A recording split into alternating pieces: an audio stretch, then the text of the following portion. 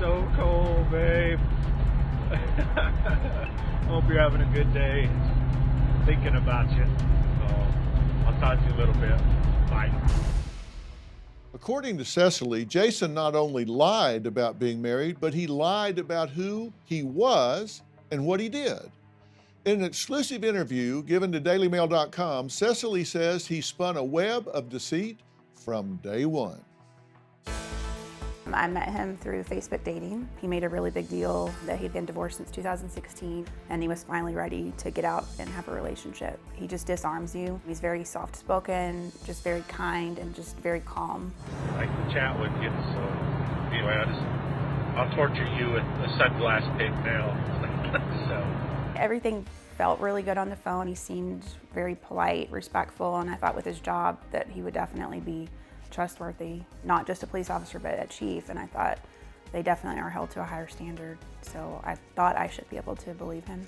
We met here in Amarillo for dinner. It went great. He told me that he had been in Lubbock for a meeting with the Secret Service because he told me he had a side job being dispatched to like national emergencies like the Nashville bombing, the Portland and Minneapolis riots, and he had me completely convinced of that. Said that he had that meeting with the Secret Service on that Saturday, all day. Stayed the night in Lubbock. Sunday was gonna help his disabled brother for the day. He said he was going to school to get his master's degree.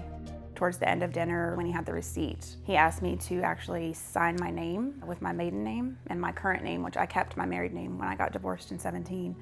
Because he said he wanted to look at the handwriting. He told me that he also was trained by the FBI to do handwriting analysis. He could tell that the way I signed my current name, that I was completely detached from that name and that relationship by the way it was slanted. I didn't really understand that. And he said that with my maiden name, that I was obviously much more connected to that name, the way that one was slanted. And he said that made him happy because his big concern was that I would go back to my ex-husband. He told me that he had been taught by the handwriting analysis person who analyzed the John Benet Ramsey ransom note. I feel overwhelmed, embarrassed, humiliated, angry, sad. It's still hard for me to reconcile who he was to me and who he actually was. It was just every single thing out of his mouth was a lie. Do you have a problem with boundaries, managing relationships and boundaries? I believe so, yes, sir. I mean, if somebody shows you attention, because you describe yourself kind of like you pet a dog, it'll follow you anywhere. Yeah. Like if somebody scuffs your ears up, it's like, hell, I'll follow you anywhere.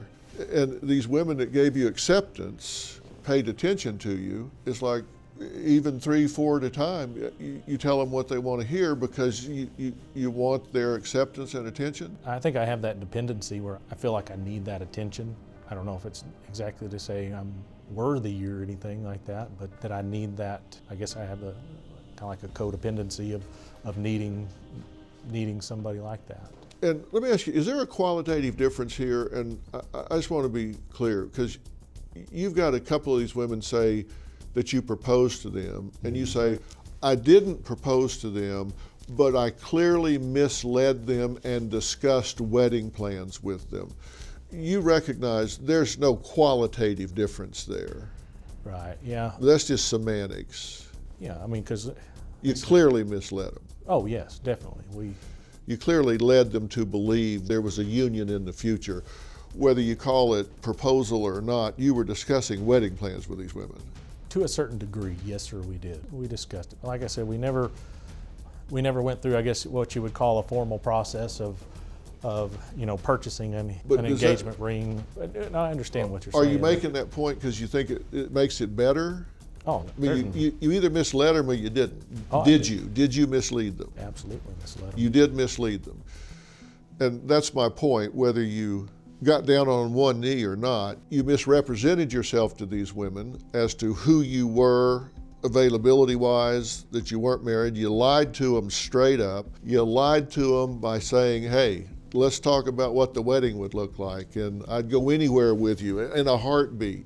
That is clearly misrepresenting who you are and what your future plans are.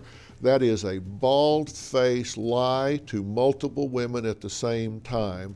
Do you have a story or a question for me? Click the link in the description and tell me what in the world is going on.